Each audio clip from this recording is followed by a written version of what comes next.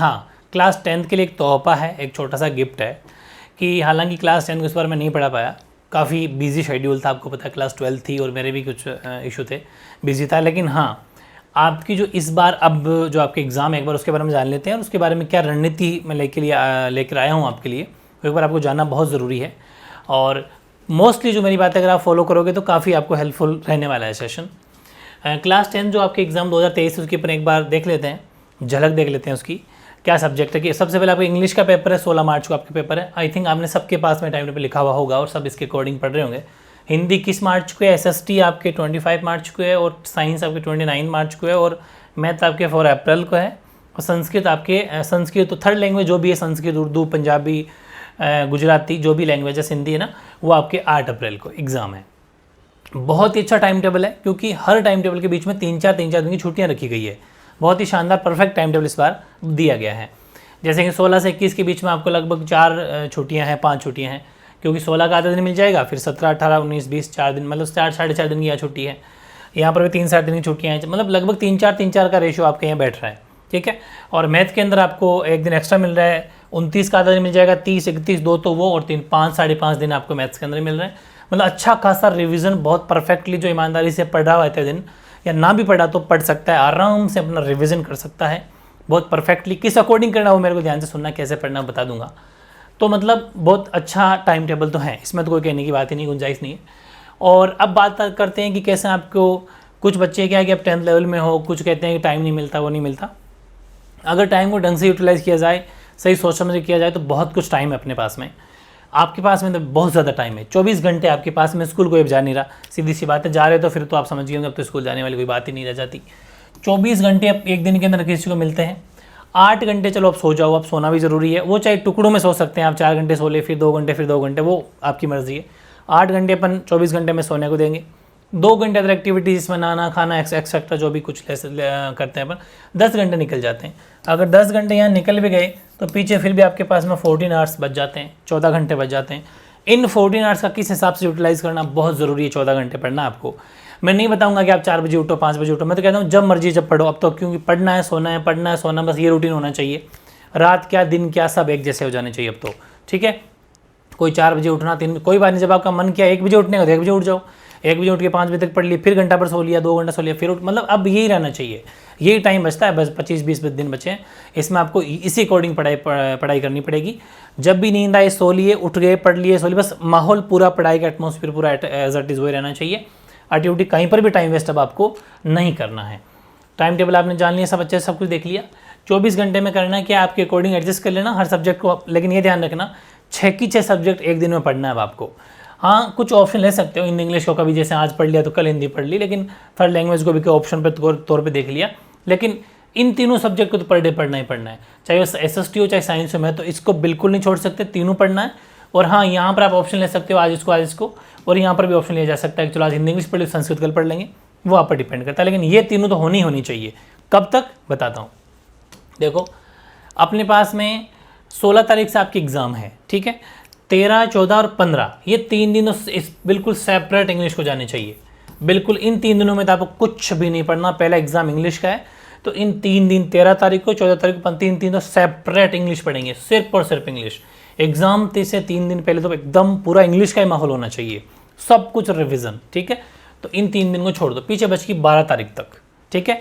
यानी कि तारीख 5 से लेके 5, 6, 7, 8, 9, 10, 11, 12, मतलब लगभग 8 दिन अपने पास में है। इन 8 दिन में आप बाकी सब्जेक्ट को पढ़ सकते हो। हालांकि इन 8 दिन में इंग्लिश भी पढ़ना है, लेकिन हाँ, बाकी सब्जेक्ट को भी टाइम अच्छे से देना है। बाकी ये 3 दिन तो फिर पूरे के पूरे 14 के 14 घंटे, तीनों दिन 14 के 14 घंटे आपको इंग्लिश को देना है। लेकिन यहाँ 8 दिन पढ़ सकते हो सभी सब्जेक्ट को, जिसमें आपकी SST भी हो जाएगी, साइंस भी हो जाएगी, है ना, मैथ भी हो जाएगी। ये सब बहुत ज़बरदस्त तरीके से पढ़ना है, ठीक है।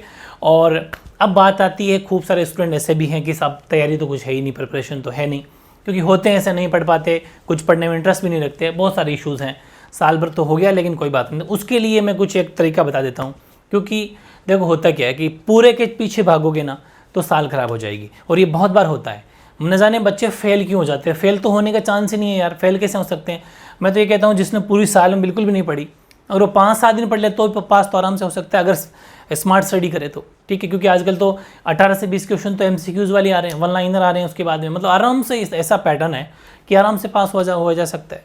तो इसलिए करना क्या है, स्मार्ट स्टडी करनी पड़ेगी। 5-7 दिन भी अगर ढंग से पढ़ ले तो बहुत है आपके पास में, तो 8 और 3 11-12 मतलब दिन हैं। कल से बता रहा हूँ, मॉर्निंग से 5 तारीख से, आज 4 हुई है वैसे, तो मतलब आपके पास में टाइम है अभी भी, आराम से फर्स्ट डिवीजन के साथ पास हो सकते हो। बस एक छोटी सी रिस्क ये लेनी है।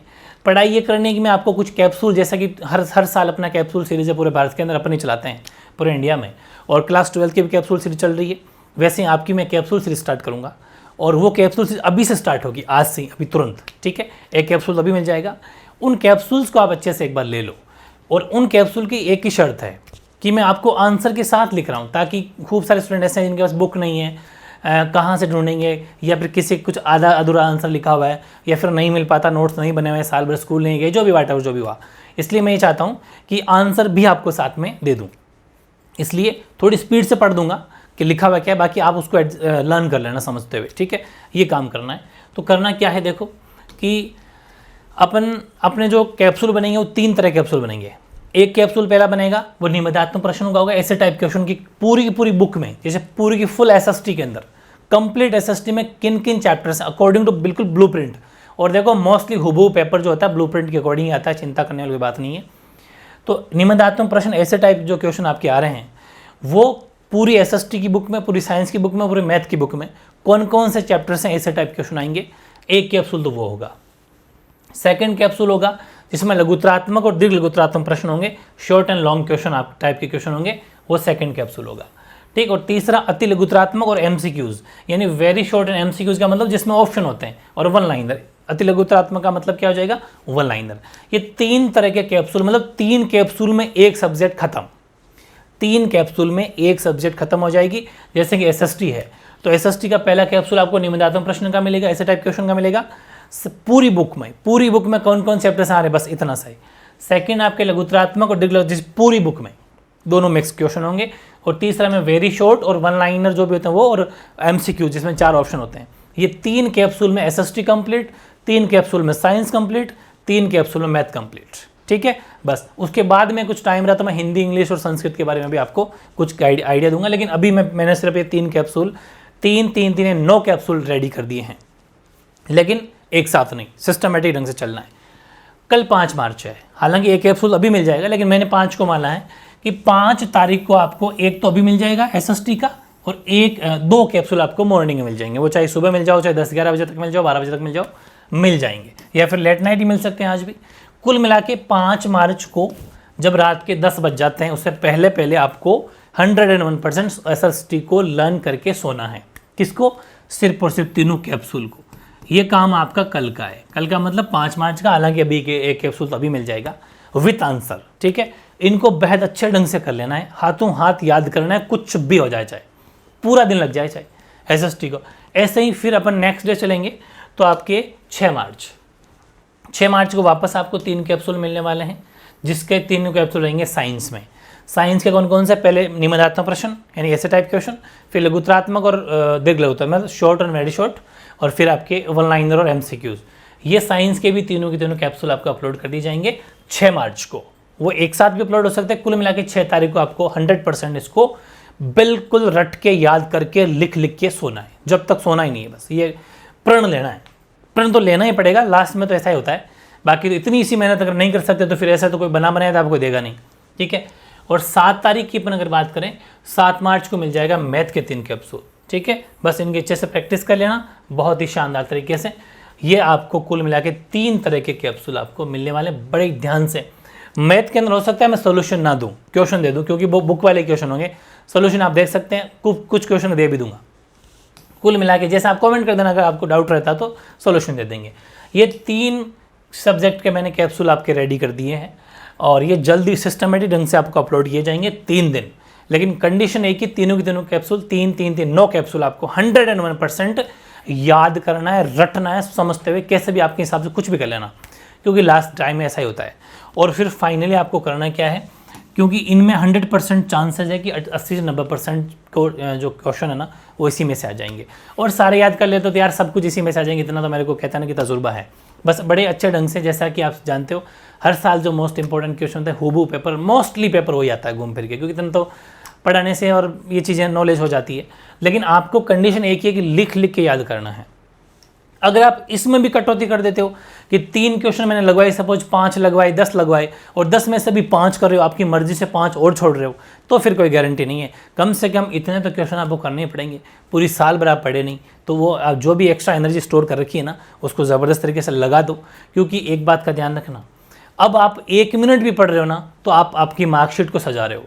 जितनी अच्छी सजाना चाहो सजा लो। अभी आप जो भी पढ़ रहे हो सब मार्कशीट पे छप रहा हो, क्योंकि वो सीधे सीधे परसेंटेज बन रहे हैं।